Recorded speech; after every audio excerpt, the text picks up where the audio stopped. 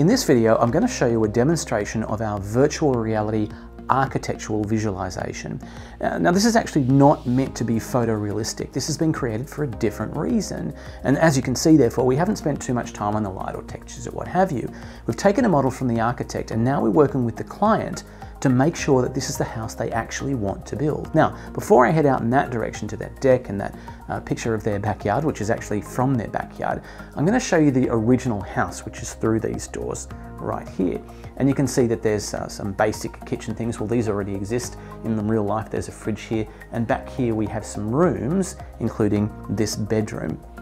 Now what's going to happen is they're going to knock one of these bedrooms out and put this stairway in that leads to all of these different rooms downstairs, which is what I'm going to show you now.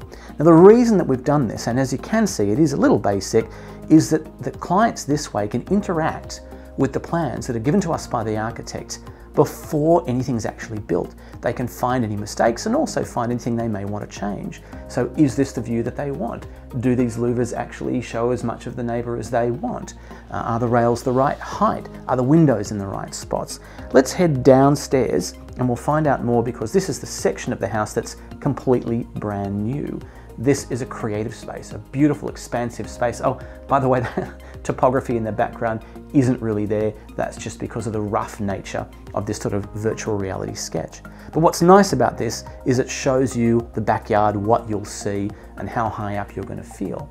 Now, interestingly, when I was in this space with the client and they spent probably an hour, maybe even 90 minutes wandering around, they realized from seeing this that some of these things weren't quite right. For example, is it possible to have the windows larger? Could we move them to the left or right? Could we add another window? Is that window too big? Are these windows back here too small? And then we actually went through here and we found out that there were a couple of minor problems with the plans. For example, this doorway here, which you can see, is not in fact tall enough. And there's one, I'm about to hit my head because the plans aren't quite right. And I can duck in, and I think this is the downstairs laundry that I'm in right now. You can see those stairs from the bottom that we were looking at before.